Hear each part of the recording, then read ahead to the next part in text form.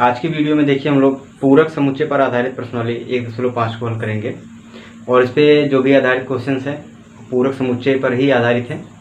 पूरक समुच्चय आपको ज्ञात करना होगा। तो देखते हैं, पहले क्वेश्चन में दिया गया है कि यदि U मतलब तो आपका सार्वत्रिक समुच्चय A B C ये 3 समुच्चय दिए गए हैं, सार्वत्रिक समुच्चय के उप समुच्चय, तो निम्नलिखित के मान ज्ञात करने हैं। सब पूरक समुच्चय ही ज्ञात करना है। तो आप जानते हैं कि यदि कोई हमारा समुच्चय A है तो इसका पूरक समुच्चय कैसे हम ज्ञात करते हैं, इसके लिए फार्मूला होता है A' U - A। ठीक, मतलब किसी भी समुच्चय का अगर पूरक समुच्चय ज्ञात करना है तो उस समुच्चय को सार्वत्रिक समुच्चय में से क्या कर देंगे, घटा देंगे, उसका अंतर ज्ञात कर देंगे, वही आपका क्या हो जाएगा, पूरक समुच्चय। क्लियर। तो इसमें आपका सभी समुच्चय दिया गया है। तो पहला क्वेश्चन इसमें देखिए ज्ञात करना है, A' ही ज्ञात करना है। तो A' ज्ञात करने के लिए फार्मूला क्या रखेंगे, U - A। क्लियर। अब देखिए U में से जब हम A को घटाएंगे तो U आपका सार्वत्रिक समुच्चय, A घटाएंगे, उसमें से घटाने का क्या मतलब है कि A निकाल देना है। A के जितने भी अवयव हैं U में से निकाल देंगे। तो 1 2 3 4 इसमें से हटा देंगे, बचेगा क्या, 5 6 7 8 और 9। क्लियर। ये आपका पहला क्वेश्चन हो जाएगा A' का मान। A' मतलब आप जानते हैं पूरक समुच्चय। दूसरा देखिए B' ज्ञात करना है, तो आप इस तरह से B' ज्ञात कर लीजिए। तीसरा देखिए A यूनियन C का डैश ज्ञात करना है। तो सबसे पहले हम क्या ज्ञात कर लें, A यूनियन C ज्ञात कर लें, तब जा करके इसका हम डैश ज्ञात करेंगे पूरक समुच्चय। तो A यूनियन C क्या होगा, संघ समुच्चय आप जानते हैं A और C दोनों समुच्चय के अवयव को मिला करके लिख देंगे तो वही हमारा क्या होता है, यूनियन। तो 1 2 3 4 इसमें है, 3 4 5 6 इसमें है, तो मिलाएंगे तो 1 2 3 4 5 और 6, ये A यूनियन C हो गया। अब इसका पूरक समुच्चय ज्ञात करना है। तो किसी भी समुच्चय का पूरक समुच्चय ज्ञात करना है तो उस समुच्चय को हम सार्वत्रिक समुच्चय में से क्या कर देंगे, घटा देंगे। अर्थात U में से A यूनियन C को घटाएंगे तो A यूनियन C का पूरक समुच्चय प्राप्त होगा। तो चलिए U हमारा है 1 से लेकर के 9 तक, इसमें से A यूनियन C घटाना है। तो A यूनियन C के जितने भी अवयव हैं सब U में से निकाल देंगे। तो इसको निकालने के बाद क्या बचेगा, 6 तक है, 7 8 और 9, यही क्या होगा, A यूनियन C का पूरक समुच्चय। क्लियर। इस तरह से A यूनियन B निकाल लीजिए, उसका फिर पूरक निकाल लीजिए। फिर A' का डैश, दो ही पूरक समुच्चय। A' का डैश कैसे मालूम करेंगे, A' का डैश मतलब क्या, पहले इस डैश को देखेंगे, किसका डैश है, A' का, तो इसको हम क्या लिखेंगे, U - A'। तो U आप जान रहे हैं 1 से लेकर कहाँ तक है, 9 तक है, माइनस A' हमने ज्ञात किया है 5 6 7 8 9। तो इसको जब घटाएंगे तो 5 6 7 8 9 निकाल देंगे, बचेगा क्या, 1 2 3 4, यही आ जाएगा क्या, A' का डैश। और A' का डैश किसके बराबर होता है, इसके गुणधर्म में पढ़े थे, A' का डैश स्वयं A के बराबर होता है। तो देखिए A के बराबर है कि नहीं, A आपका 1 2 3 4 और ये 1 2 3 4। क्लियर। अब B - C का डैश ज्ञात करिए। तो B - C का डैश ज्ञात करने का मतलब पहले हम क्या ज्ञात करेंगे, B - C। तो B - C देखिए क्या आएगा, B में से C को घटाना है, मतलब C के जो भी अवयव B में मिल रहे हैं उसको निकाल देंगे। तो 3 4 5 6 है, इसमें 4 और 6 है, 4 और 6 निकाल देंगे क्योंकि 4 और 6 इसमें है। तो C वाले एलिमेंट को निकालें, बचेगा क्या, 2 8। तो ये आएगा 2 8। अब इसका पूरक समुच्चय देखिए क्या आएगा, पूरक समुच्चय मतलब U में से हम B - C को घटाएं। तो U आपका 1 से लेकर 9 तक है, उसमें से 2 8 को घटाना है। तो 2 और 8 को छोड़ देंगे, बचेगा क्या, 1 3 4 5 6 7 और 9, 8 को नहीं लिखना है। तो ये आपका आ जाएगा B - C का पूरक समुच्चय। क्लियर। दूसरा क्वेश्चन देखिए, दिया गया है कि यदि U बराबर आपका A B C D E F G H है, ये समुच्चय दिए गए सार्वत्रिक, तो निम्नलिखित समुच्चय के पूरक ज्ञात कीजिए। 4 समुच्चय दिए गए हैं, इनका पूरक ज्ञात करना है। तो पहला क्वेश्चन देखिए, यदि हमारा A बराबर दिया गया है A B C, क्लियर, तो इसका A' हमको ज्ञात करना है। पूरक समुच्चय ज्ञात करने का मतलब A' ही ज्ञात करना है। तो A' कैसे ज्ञात होगा, U में से A को घटा देंगे। तो आप U में से A घटाइए, A घटाने का मतलब A B C को छोड़ करके इसके सभी अवयव लिखेंगे। A B C छोड़िए, बचेगा क्या, D E F G और H। ठीक, ये हो गया क्या, समुच्चय ए का पूरक समुच्चय। क्लियर, इस तरह से ये शेष तीनों समुच्चय का आप पूरक समुच्चय ज्ञात कर लीजिए। तीसरा क्वेश्चन देखते हैं। इसमें सार्वत्रिक समुच्चय दिया गया है क्या, कि प्राकृतिक संख्याओं के समुच्चय को सार्वत्रिक समुच्चय मानते हुए, अर्थात जो u हमारा है उसको हम क्या लिखेंगे, प्राकृतिक संख्याओं का प्राकृतिक संख्याएं लिख लीजिए। ठीक है, सार्वत्रिक समुच्चय क्या है, प्राकृतिक संख्याओं का समुच्चय है। तो निम्नलिखित समुच्चय को पूरक ज्ञात कीजिए। इसमें देखिए 10-12 क्वेश्चन दिए गए थे, मैं 4 क्वेश्चन लिखा हूँ, बाकी आप लोग करिएगा। तो इसमें पहला क्वेश्चन देखिए दिया गया है कि x दैट x एक प्राकृतिक सम संख्या, कैसी संख्या, प्राकृतिक सम संख्या।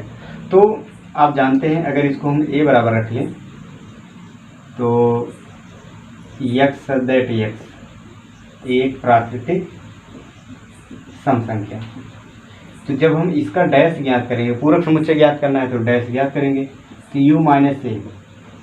अब आप देखिए अगर u में से हम a हटाएंगे तो क्या बचेगा, u मतलब इसमें प्राकृतिक सभी संख्या 1 से लेकर के अनंत तक, इसमें से हम सम संख्या को निकाल दें। अगर सम संख्या निकालेंगे तो कौन सी संख्या बचेगी, सम संख्या निकाल देंगे तो विषम संख्या ही बचेगी। जैसे 1 से लेकर 10 तक आप देखिए, इसमें हम अगर सम संख्या निकाल दें तो क्या बचेगी, 1 3 5 7 9 यही बचेगा। तो ये क्या है, विषम संख्या ही है। इस प्रकार से इसमें u मतलब प्राकृतिक संख्या में से सम संख्या निकालेंगे तो क्या बचेगा, विषम संख्या। तो यहाँ पे लिखेंगे x दैट x एक प्राकृतिक विषम संख्या।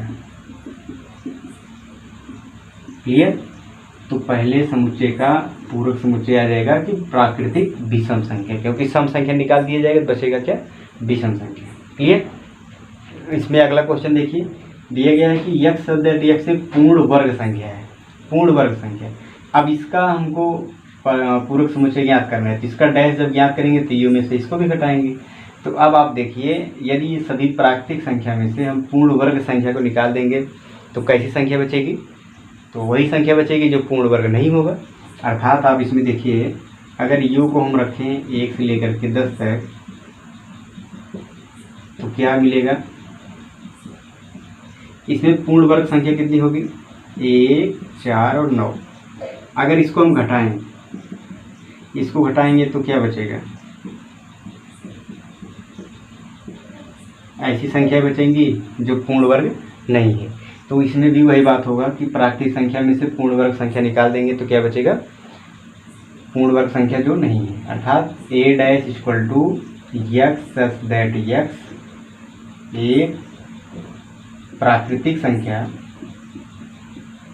जो पूर्ण वर्ग नहीं है। क्लियर, अच्छा इसमें एक बात ये है कि जैसे अभी ये अवयव के रूप में समुच्चय देता है सारणी विधि में, ये तो गुण विधि में दिया है, सारणी विधि में देता है तो आप आसानी से घटा करके रख लेते हैं। लेकिन जब गुण विधि में देगा तो आप उसको सारणी विधि से समझ करके तब इसको रखिएगा, लेकिन सही रखिएगा। और जब भी क्वेश्चन गुण विधि में देगा तो आंसर भी हमको गुण विधि में ही देना होगा, सारणी विधि में दिया है तो सारणी विधि में देंगे। क्लियर, अगला क्वेश्चन देखिए, इसमें समुच्चय दिया गया x that x plus 5 equal to 8। तो यहाँ से हम एलिमेंट्स को प्राप्त करेंगे, तो इसमें कौन सा एलिमेंट मिलेगा, यहाँ से जब समीकरण रखेंगे, ये समीकरण ग्रुप दिया है तो ये एलिमेंट x मिलेगा यहाँ से, तो x बराबर क्या मिलेगा, 3। अर्थात x हमारा वह अवयव है जो इस समीकरण को क्या कर रहा है, संतुष्ट कर रहा है। इसका मतलब इसमें केवल एक ही एलिमेंट आएगा, क्या, 3। क्यों, क्योंकि आप 3 रखेंगे तो जोड़ने पर क्या आएगा, 8 मिलेगा, तो 3 होगा आपका एलिमेंट। तो इसका जब पूरक हम ज्ञात करेंगे तो u माइनस ए क्या आएगा। अब आप बताइए प्राकृतिक संख्या में से ये जो एलिमेंट बनेगा 3 आएगा, केवल पूरे प्राकृतिक संख्या में से 3 को घटा दिया जाए तो क्या बचेगा, 3 को छोड़ करके सभी प्राकृतिक संख्या।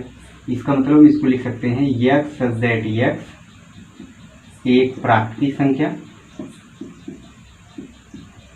जो x नॉट इक्वल टू 3, मतलब जो 3 के बराबर नहीं है वो प्राकृतिक संख्या हमको लेनी है, 3 को छोड़ करके सभी प्राकृतिक संख्या है। ठीक है, तो इस प्रकार से इसमें जितने भी क्वेश्चन है तीसरे में 10-12 क्वेश्चन से उसको हल कर लीजिए, पूरक समुच्चय आपको ज्ञात करना है। अगला क्वेश्चन है, इसमें समुच्चय दिया गया है और कह रहा है कि सिद्ध करना है, सत्यापित कीजिए। तो ये जो सत्यापित करने के लिए क्वेश्चन दिया गया है, ये अभी पिछली वीडियो हम लोग देखे थे डी मॉर्गन का नियम। डी मॉर्गन का नियम ये है, इसको हम लोग वहाँ पे देखे थे कैसे बराबर होता है, कैसे इसको सत्यापित किया जाता है, बेन आरेख से भी सिद्ध करते हैं, आप समुच्चय लेकर के भी हल कर सकते हैं।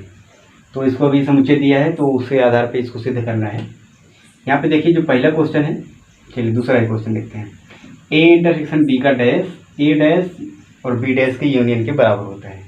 सबसे पहले हम क्या याद करेंगे, लेफ्ट साइड के लिए ए इंटरसेक्शन बी याद करेंगे। तो यहाँ देखिए ए इंटरसेक्शन बी क्या आएगा, ए और बी का सर्वनिष्ठ समुच्चय। तो जो अवयव दोनों मिलता है वही आप लिखते हैं। तो क्या क्या इसमें है, केवल 2 मिल रहा है दोनों में, तो एक ही एलिमेंट इसमें आएगा। तो ए यूनियन बी का, ए इंटरसेक्शन बी का डैश क्या आएगा। आप जानते हैं किसी भी समुच्चय का पूरक ज्ञात करना है तो उसको सार्वत्रिक समुच्चय में से घटा देते हैं। अब आप सार्वत्रिक समुच्चय में ए इंटरसेक्शन बी घटाएंगे, मतलब इस समुच्चय में से ये समुच्चय घटाएंगे तो 2 को छोड़ करके बाकी सभी एलिमेंट को लिख लेंगे। तो क्या आ जाएगा, 1 3 4 5 9 तक। क्लियर, ये हो गया ए इंटरसेक्शन बी का डैश जो कि है left side. Clear, right side में क्या है, ए डैश यूनियन बी डैश। तो सबसे पहले हम ए डैश याद करें, फिर बी डैश याद करें। तो ए डैश क्या आएगा, यू माइनस ए, यू में से ए घटाइए, मतलब 2 4 6 8 को छोड़ करके लिख लेंगे कहाँ तक, जो एलिमेंट बचे हैं 1 3 5 7 और 9। क्लियर, बी डैश देखिए, बी डैश कैसे याद करेंगे, यू माइनस बी, यू में से बी घटाएं, 2 3 5 7 छोड़ करके 2 3 5 7 छोड़ेंगे तो बचेगा क्या, 1 4 6 8 और 9। क्लियर, ये तो जान रहे हैं। बी डैश का मतलब यू माइनस बी, बी को घटाएंगे, घटाने का मतलब इसके एलिमेंट को छोड़ करके इसके सभी एलिमेंट को लिख लेंगे। अब देखिए इनका यूनियन याद करना है, राइट साइड में है ए डैश यूनियन बी डैश। अब दोनों का यूनियन का मतलब संग समुच्चय दोनों मिला करके अगर हम लिखे हैं तो 1 3 4 5 पूरा 9 तक। देखिए ये समुच्चय और ये समुच्चय बराबर दिख रहा है, इसमें भी 2 नहीं है, इसमें भी 2 नहीं है, तो आप लिख सकते हैं ए इंटरसेक्शन बी डैश बराबर ए डैश यूनियन बी डैश। इसी प्रकार से ये वाला क्वेश्चन सत्यापित कर लेंगे। 5वां क्वेश्चन देखिए, वही जो 4था क्वेश्चन डी मॉर्गन का नियम है, उसमें हम लोग समुच्चय लेकर के सिद्ध किए थे और यहाँ पे कह रहा है कि बेन आरेख खींचना है, बेन आरेख खींचना है। बेन आरेख भी बताए थे कैसे हम बनाते हैं, तो देखते हैं। बेन आरेख के लिए आप सबसे पहले क्या कर लेंगे, एक सार्वत्रिक समुच्चय बनाते हैं यू, जिसको हम आयत के रूप में दिखाते हैं। फिर जितने इसमें समुच्चय हों, उप समुच्चय, वो वृत्त के रूप में बनाएंगे। ये हमारा ए है और ये बी है। तो सबसे पहले देखिए A union B, A union B पहले देख ले क्या होता है। ए यूनियन बी का मतलब ए और बी को मिला करके, मिलाने का मतलब यही है, अगर दोनों को मिलाया जाए तो यही आएगा ए यूनियन बी। ऐसे आप संग समुच्चय ज्ञात करते हैं तो ए और बी को मिला कर लिखते हैं, तो ये दोनों गोला मिला करके आपका हो गया ए यूनियन बी। इसको हम लिख सकते हैं क्या है, ए यूनियन बी है।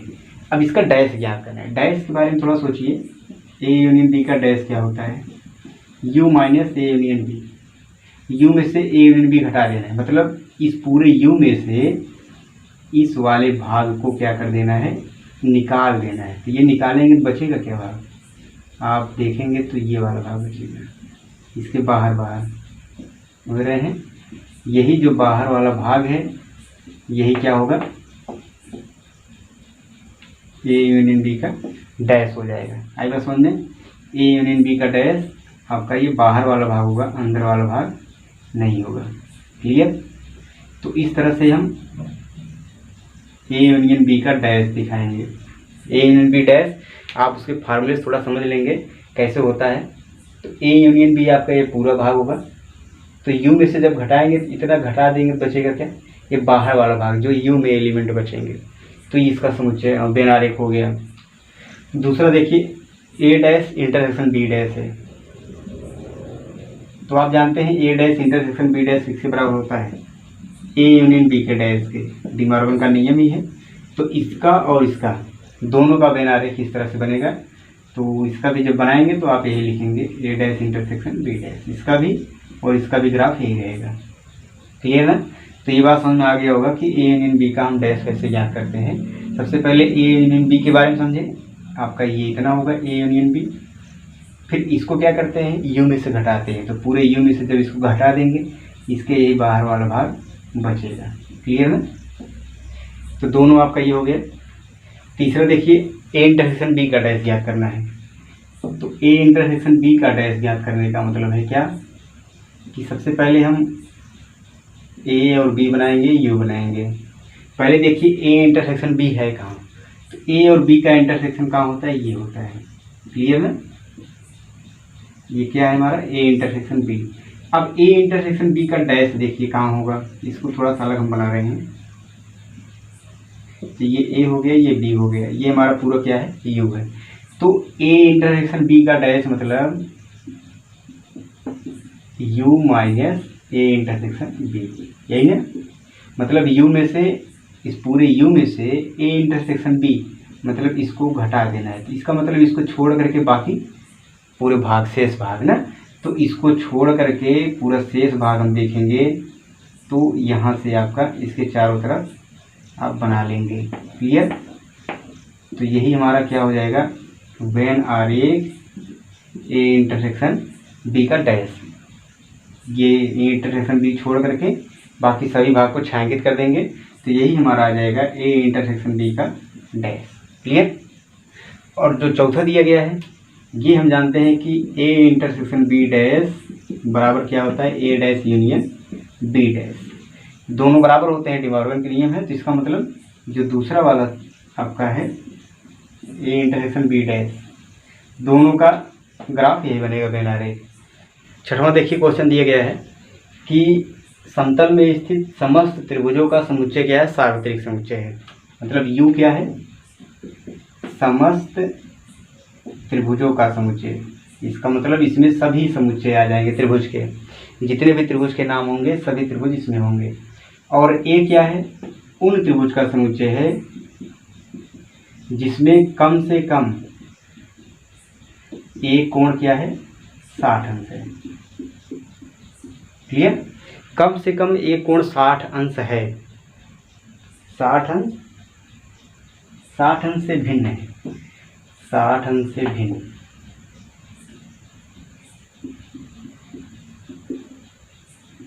अर्थात जो समुच्चय है उस समुच्चय में एक भी कोण 60 अंश के नहीं है, एक भी कोण 60 अंश के नहीं है। तो इस त्रिभुज के, इस समुच्चय में से ये समुच्चय जब घटाएंगे, ऐसा समुच्चय जिसमें एक भी कोण 60 अंश के नहीं है, पूरा सब निकाल दिया जाए तो केवल एक आपका समुच्चय बचेगा।